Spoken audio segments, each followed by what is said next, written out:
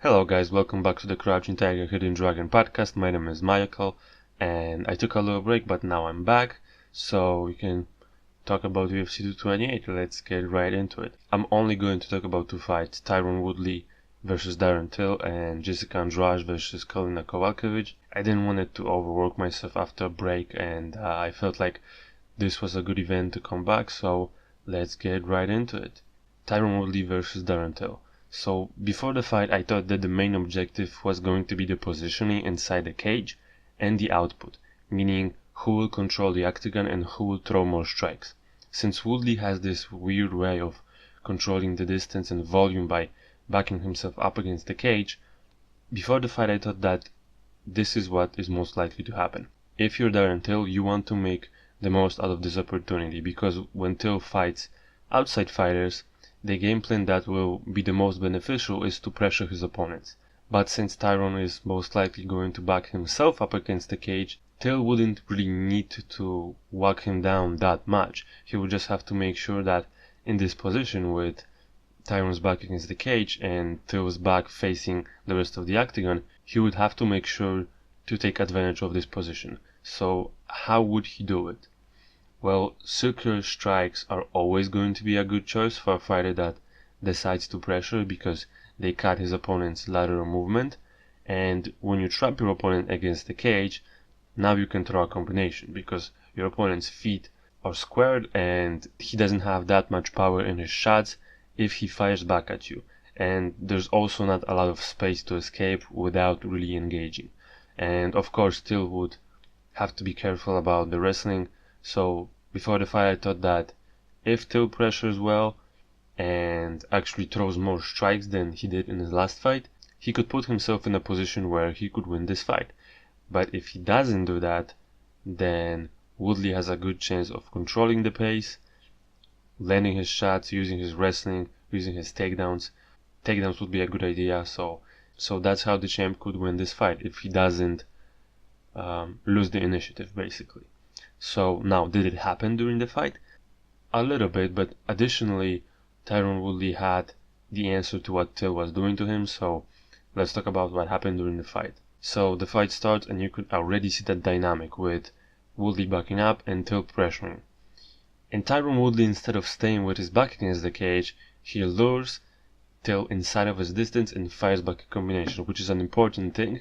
That was his tactic to control the output and basically not allowing himself to get trapped against the cage.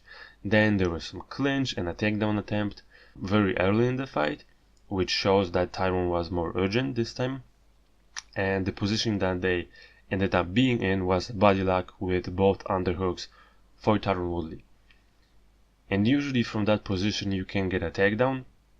And if you notice in other fights, when a fighter gets double underhooks, that's most likely going to be a takedown.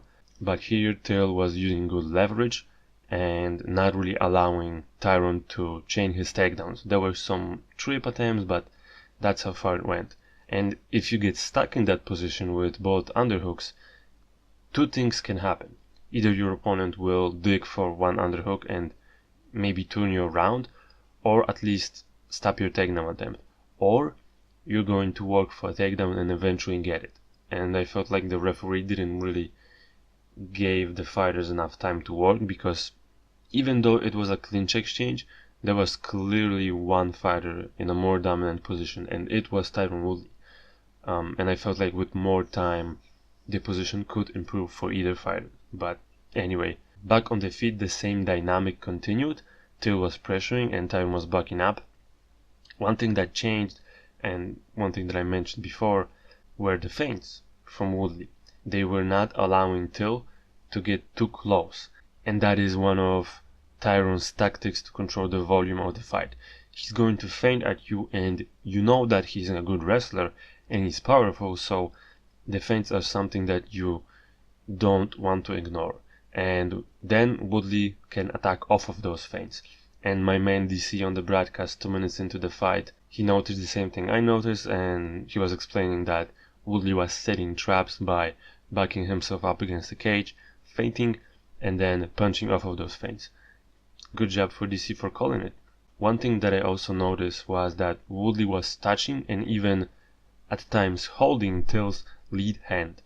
And that's because when you fight a southpaw, he usually has a distance advantage, and one way of using that distance, if you are a southpaw, is to set up your attacks with the strike that is the closest to your opponent's face, and that would be the jab because it has the least amount of distance to travel in order to touch your opponent.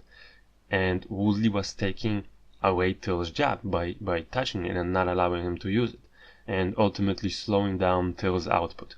Another thing that I noticed was when Till was getting closer and when he seemed like he was about to throw, Tyron reacted by moving and throwing himself, which means that he did his homework. He's not just going to back up and let his opponent throw at him like it was the case a couple of years ago against Rory McDonald. In this fight, Tyron knew what he had to do to win, and after the first round the corner of Darren Till was staying very calm. They let him know that he probably lost the first round, which is very good because you don't want your corner to lie to you. And what it seemed like they wanted to do is to make Woodley work and then open up themselves later on.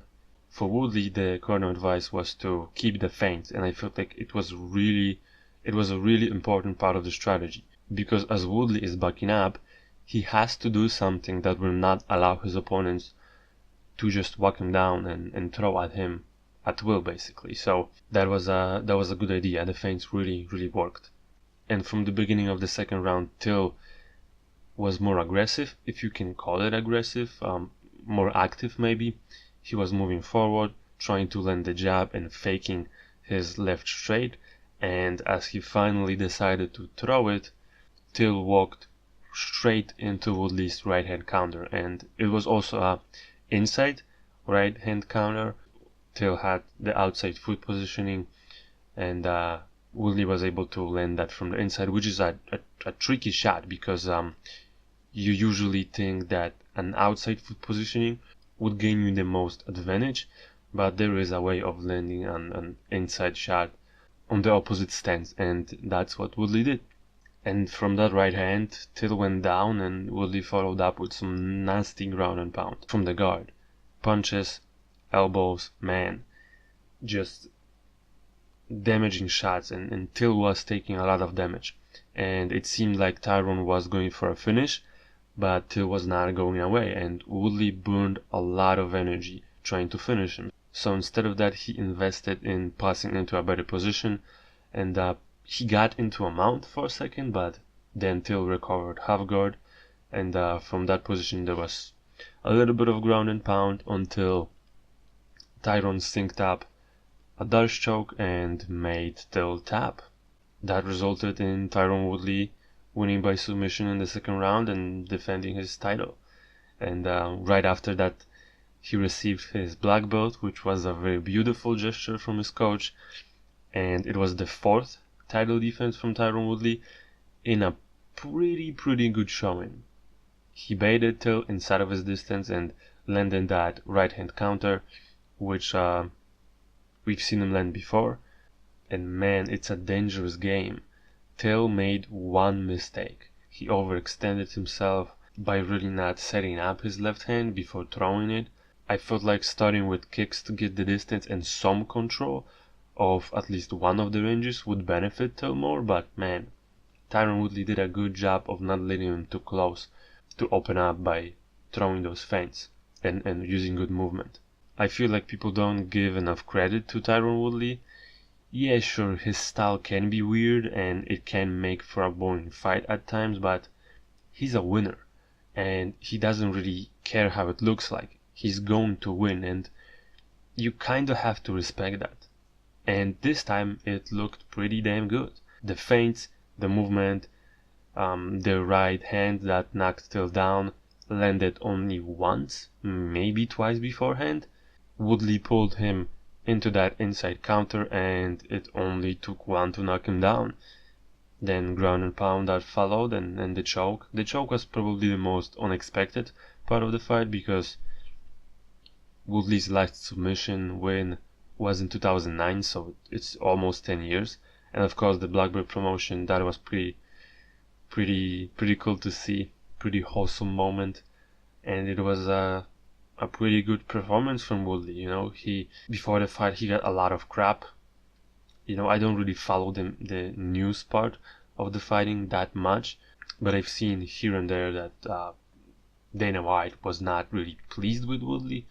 So there was a lot of pressure on him, and man, despite that, he performed pretty well. So congrats to him on defending his belt. Let's move on into our next fight, Jessica Andrade versus Karolina Kowalkiewicz. Before the fight, I felt like this was not a good matchup for Karolina. She's an outside fighter, but she's not skilled enough to move on the outside and evade Jessica's pressure, because Jessica Andrade is a real pressure fighter. And holy shit, she's vicious. Her footwork is good. She's gonna sidestep and pivot on her back leg to keep herself in front of her opponents, and she's going to use circular strikes like hooks to cut the movement of her opponents, and she attacks the body as well, so that adds a layer to her pressure game. She has a chin on her, so she can take a shot and she's not easily discouraged, and she's fucking strong, so I felt like the grappling advantage would probably also go to her. And man, right from the start, Jessica Andrade is going after it. She opened up with an inside leg kick that followed by a left hook from the same side, which acted as a guiding tool to steer Karolina into a right direction, which was to Jessica's right side. But since Andrade punches in combinations, that was not the end of it. The rain of punches continued. Jessica was landing clean shots, and Karolina was pretty hurt.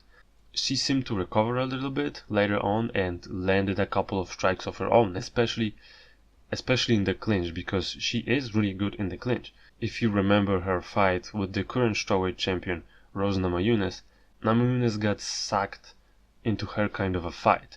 And as I was watching this, I thought that Karolina is probably going to get TKO'd, but Andrade cannot make the mistake of getting into an exchange in which she doesn't have the higher ground. Like the clinch. There was some striking in the open space, but pretty much every attack from Karolina was falling short, and I think that she was still pretty hurt. Plus her feet were not, how would you say it, they were not working with her hands. It's like her feet did something different than her hands did, and this was a thing for her before, but since then her punching mechanics got better though, so I don't know, maybe this time she was hurt and the bad habit came out, because Andrade was stepping out of the range at will, even with her head up high, which you think is not a good idea, no matter of the circumstances, but I don't know, maybe she felt really confident that Karolina was not able to hurt her. But regardless of that, Karolina did land some good punches, especially when they were in close and standing stationary. But when Jessica was pressuring, she was in total control and she was landing shots of her own. And the finish came from an exchange where Karolina ducked low, trying to punch the body and then come up top to the head, while shifting at the same time, and as she planted her foot and straightened up her posture, she got clipped with a nasty overhand right from Andrade, and that was pretty much it, man. No follow-up shots needed. The ref stepped in and probably saved Karolina from taking more damage. Jessica Andrade, man, she's nasty, and if she's going to get a title shot after this, which is probably what's going to happen, because she wins fights and she wins them pretty decisively, so if that fight happens, then that's going to be very interesting, because her and Rose are very different fighters, from where they would like to be in the cage, as Jessica is a pressure fighter, to the volume they would like to throw. So if that fight happens, that will be very interesting to talk about. Congratulations to her for winning the fight in an impressive fashion, and I do hope that she gets a title shot. Anyway guys, that is pretty much it. That's all I wanted to talk about, only those two fights. I feel like that's a good idea to come back to, and thank you for listening. Talk to you soon.